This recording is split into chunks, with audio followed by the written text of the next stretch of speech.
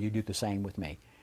We'll ask and answer each other's questions, and at the end of that conversation, you and I will determine what, if anything, is going to take place next. Whether we even need to have another conversation. Does that make any sense to you? Oh, yeah. Okay, great. Now, just to reinforce that, what is your email address so I can send you over that in an email? I'm going to get his email address, and then I'm going to send him over written instructions on what's going to happen on that sales call. Now, what did I just do? I gave him a homework assignment. He never had a salesperson give him a homework assignment about write questions down. I also told him I'm going to have a list of questions for him, so when I get there, he's not looking for a pitch. Because I told him up front that ain't happening. I'm coming over to ask you questions. Because I operate just like a doctor. I don't prescribe until I first diagnose, and I can't diagnose without doing some evaluation, which in my case is asking you some questions. And then I go over there. I have set the expectation for what's going to happen when I get there. If I don't do that, what is he expecting when I come over?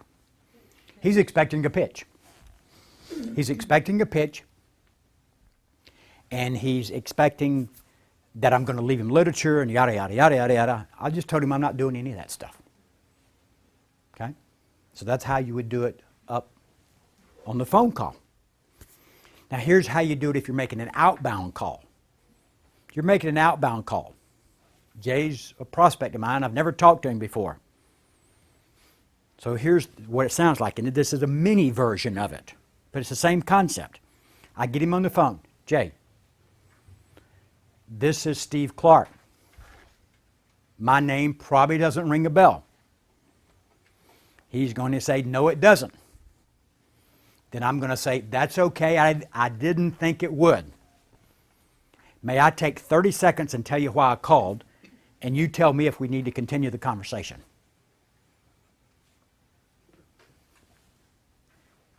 Okay? Now you'll notice in all of those, I'm doing a lot of takeaway selling. I must have said it a dozen times, if we get that far. I'm not sure we will. I don't know if I can help you. Maybe not. I'm not falling all over him. Jay, I'll be glad to talk with you about blah, blah, blah, assuming we get past number 3 and I can help you. I determine I can help you. Not saying we will get that far. You know, I'll be glad to give you an overview of our company if we get that far. Not saying we will, but if we get that far. It really takes the sting out of him wanting to jump in and take control and say, tell me what you got, tell me what you got, show me, and how much is it? And by the way, leave your buggy full of stuff here for me to go over. I'm like, you know, we just dispel all that sort of stuff up front. If you will do that one thing, you will be amazed at the results you'll get from doing that one thing. Because what you're doing is you're setting the rules of engagement at every step along the way. And it is a control issue. If you're not in control, they will be in control.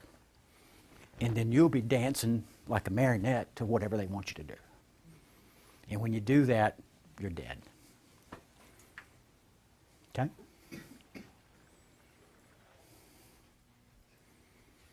All right. Thoughts or questions about the concept of the agenda? Questions? Comment, it works. All right, let's. Okay, setting the agenda works, and we've started a new wealth creation system, and so we had an agenda to follow, and we were getting in leads from various sources, and we were taught to ask the questions because then you're in control, and so we did that, but I found that just by asking the questions, that wasn't enough. But when I set the agenda ahead of time and said, here's what's going to happen, this, and that, and this is what I need from you, that I was the one that was controlling the process and not them. But I do still get the driver types that want to, you know, jump right in and what is this and that. So I've gotten some good feedback here as to how to handle them. If we get that far, then I will. And so that, I learned from that. That was good. Good, good. Yeah.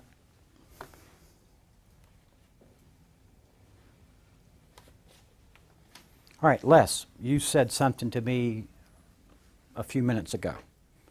You want to kind of mention what you said to me?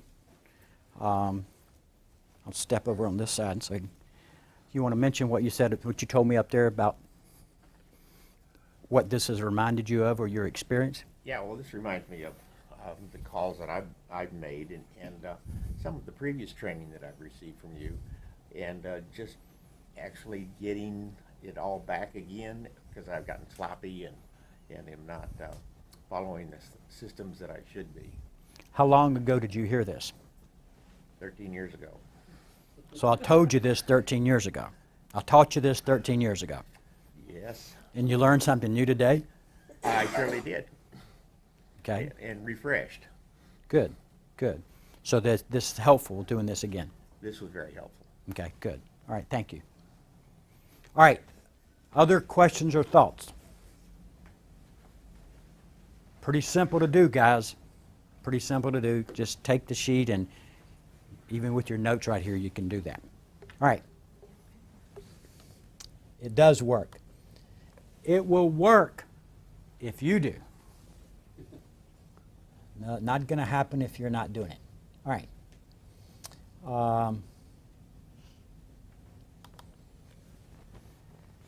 Now, I'm going to take you down a funnel a little bit more. I'm going to take you a little bit more in detail. And if we were to look at the agenda, let me go back to the agenda and I will show you where I'm going to pick up here. If I'm doing the agenda, I'm going to be in this part right here where I'm dealing with your issues. All right. Now this is it's kind of disjointed when I'm teaching it, but when I'm actually doing it, it's a seamless process. Now we've gone through the agenda. The scenario is we are face to face with a prospect for the first time. We've gone through the agenda. I'm going to transition at the end of the agenda after we have talked about all of this, and I've asked Jay, does this agenda make sense to you? In which he said, yeah, that makes sense. And I said, is there anything else you want to add to it? And he said, no, you got it pretty much covered. I'm like, okay, now here's my transition statements. Jay, in order to help you, we need to start with number 3. Now, I'm curious, why did you invite me over here today? What is it you were hoping I could help you with? That's very broad, and I'm going to go from there. I'm going to begin to peel the onion. And I'm going to start with very general questions, and I'm going to get very specific. The questions are going to be general and intellectual in nature. And every question is going to get, we're going to get more and more down into the root of the problem and the impact of the problem, and most importantly, what happens if you don't fix this problem. So I'm going to take you through the sequence of that whole process. Now, let me show you the questions, and then I'm going to give you the concept, show you the questions, and then I'll give you another demonstration. Okay? So, there are 2 kinds of pain. We're talking psychological pain here. There are 2 kinds of pain. There is intellectual pain and there is emotional pain. Now, people will not let go of any money until they have emotional pain.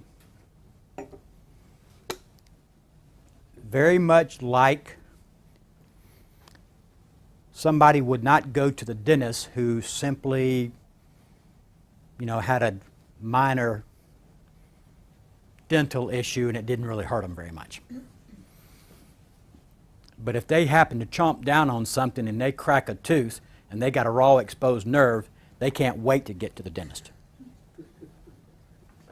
It's one thing to know you need to go to the dentist and get a crown because something might happen. It's another to crack a tooth and have to go get it done immediately. All right, now, people have pain and they have money. It's like a seesaw. When people's pain is less than their wanting to hold on to their money, they will keep their money and do nothing about their situation. Does it make sense? When the pain is great enough, people will part with their money to fix the pain. All right? You crack that tooth. Well, let's go back. You need a crown. I don't know how much crowns run these days, but when I had mine done, I've got 4 of them. They cost about $2,500 a piece or something like that. I don't know what they are today. I'll find out when I have to replace mine, I guess. If the dentist tells you need a crown as a preventative kind of thing, and it is $2,500 or whatever the number is, you're like, oh man, I don't know. It's not that big a problem. Nothing hurts. It's like $2,500 for something that might happen in the future. It's like my dentist told me. He said, you got hairline fissures in your teeth. It's from, let's face it, you not a spring chicken. He's like, you got those teeth been in your mouth 50 years. You've been drinking hot stuff and drinking cold stuff. They've been expanding, contracting. You got these minor fissures in your teeth. Don't you see them on the computer screen? I'm like, I don't see squat except my tooth. He's like, well, they're there. I'm like, okay, I'll take your word for it. He said, here's what we can do. We can put a crown on it, and we can prevent something bad from happening, or you can wait until you crack the tooth and you'll be begging me to come in here and have it done. And I'm like, you know what? I'm a wussy. I don't like pain, so go ahead and put the crown on, So we did. But let's suppose I didn't do that. If you're in that situation and you don't want to have the crown done because you want to hold on to your $2,500, that's one scenario. But Buddy Rowe, you crack that tooth and you're running in there, are you arguing over $2,500 now? How much would you pay to have that, take that pain away? Anybody ever had a problem like that? How much would you pay to get rid of that problem? Yeah, you'd pay a lot more than $2,500 and be glad to do it, wouldn't you? All right, so money and pain are all relative.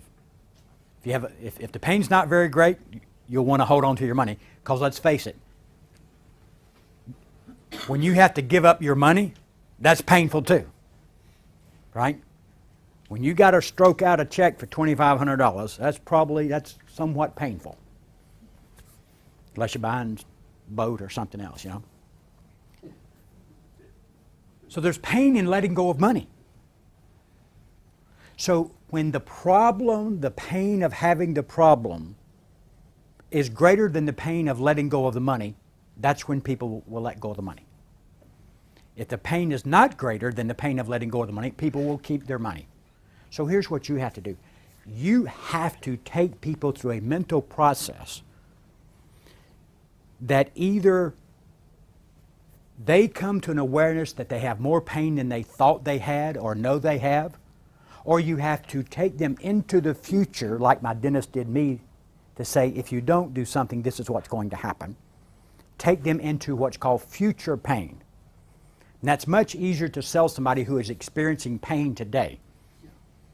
I mean, there's not much sales skill necessary when someone has a cracked tooth and a nerve ending is giving them fits. Doesn't take a real skilled salesperson to sell that person on having that fixed. So what you want to do is you ideally want to look for people who have immediate, overwhelming pain that want to fix it right now. Not everybody's in that situation. Not everybody realizes that they need to do something right now. So because there's a difference between a minor inconvenience and an emergency. There's a difference between a hangnail and a heart attack. They're both pain, but there's a big difference. So what you want to do is you want to take people down a process, a questioning process that brings them face to face with an issue that they probably have not been dealing with mentally.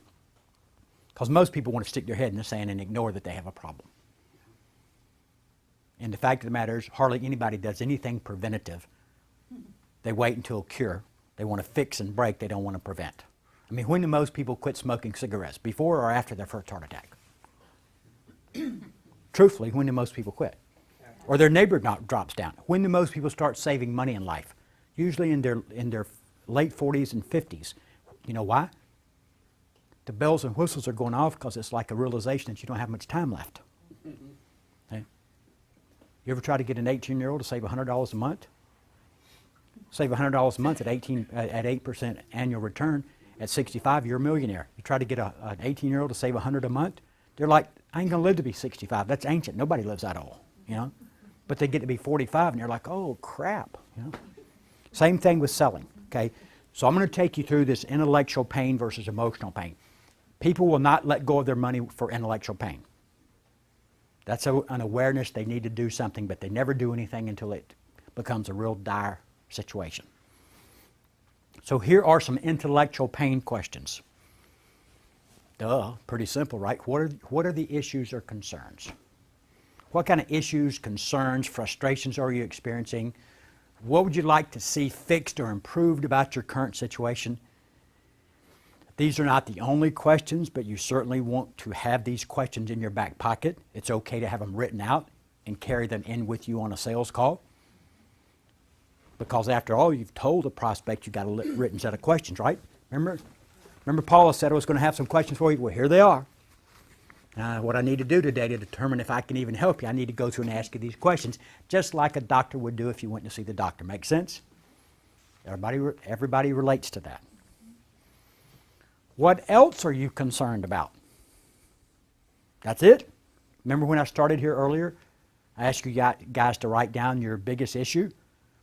And then I said, oh, by the way, nobody wrote down, nobody said, get more referrals, shorten the selling cycle, improve closing percentage. Nobody said any of those. Y'all aren't concerned about those?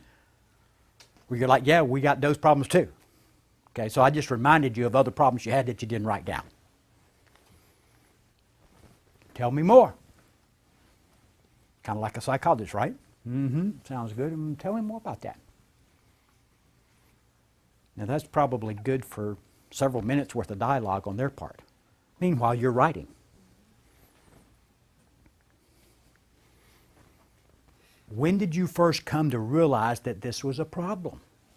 Paul, you got this 50% issue of you're not closing, 50% of the time you're not getting paid for your presentations.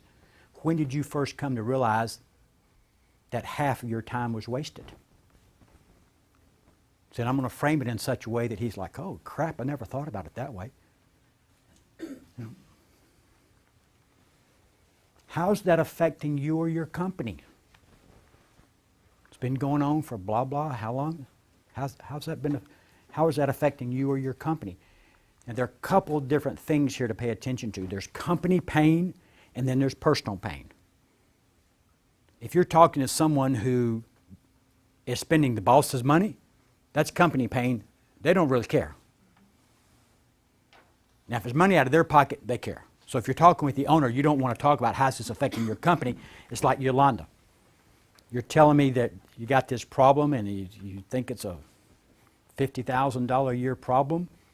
Let me ask you this. How does that impact you personally, knowing that you're leaving 50 grand on the table every year? What did I do with John? John, $1,000 a month? You're telling me $1,000 a month. It's $12,000 a year. What is it? I said to John, what would you do with an extra $12,000 a year? More importantly, John, what are you not able to do because you're leaving 12 grand a year on the table? That's called putting a mirror in front of his face and saying, do you like what you see? I'm confronting him with his own issue. That is a psychological technique. that every salesperson really needs to learn how to do. How is that affecting you or your company? Personal pain will get you more mileage than will company pain. Company pain is more intellectual. How have you tried to fix the problems before? Why would I want to know the answer to that question? Because I want to make damn sure that what I present to him isn't what he's tried before. Well, I sent my people to this sales training class and didn't do any good. Oh, whew, I don't want to go there. That's not what I want to do. What was the result?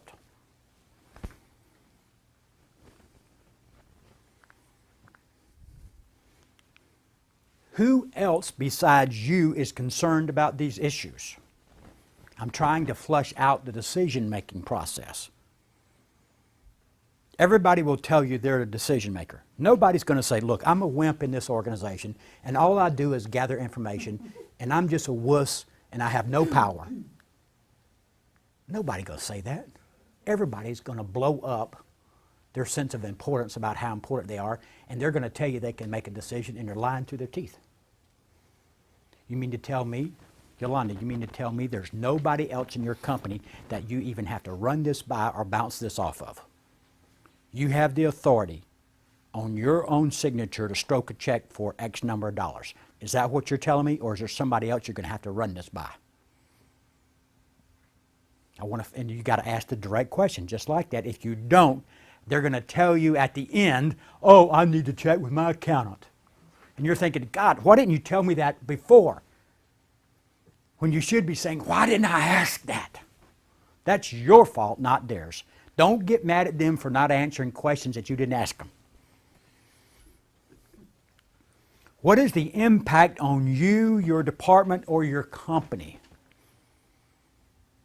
Now we start to get really down into this. John? Come back over here to John. Where's the microphone?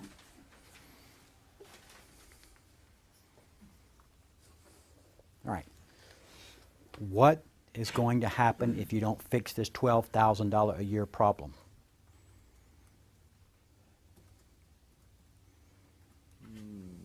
I won't have to You're okay with it. $12,000 a year. My sense is you're okay letting 12 grand a year go away. No, You're not. no.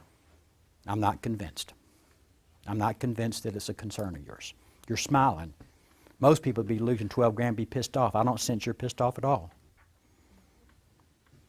This is a real number for you, right? This isn't a role play. This is real for you right Sure. now, right? Yeah. Okay. So how's that going to affect your lifestyle, leaving 12 grand a year on the table? $12,000 worth. Mm-hmm. Pretty seriously. Okay. How important is it for you to fix it? Very. Okay. Is that what you were hoping I could help you do? Yes. Okay. You sure? Yes. Okay. Now, did you sense that there was a little bit more sincerity on his part about dealing with the problem than there was 2 hours ago? Did you notice what I did? I challenged him on the fact that it wasn't a problem. John, I don't think it's a problem. You're smiling. It can't be a problem. You're not pissed off enough for it to be a problem. People who are losing $12,000 a year aren't smiling about it. See? Now, I appreciate you playing. I appreciate you doing it. You're a good sport. But everybody else learns, but you do too. Sure. Okay? Those are the kinds of questions. You've got to put people in that uncomfortable position. And you've got to get comfortable making other people uncomfortable, which is where most salespeople bail. They are not comfortable putting other people in pain. And if you aren't comfortable doing that, you will not ask the questions that are designed to get real pain from the prospect. You will stop short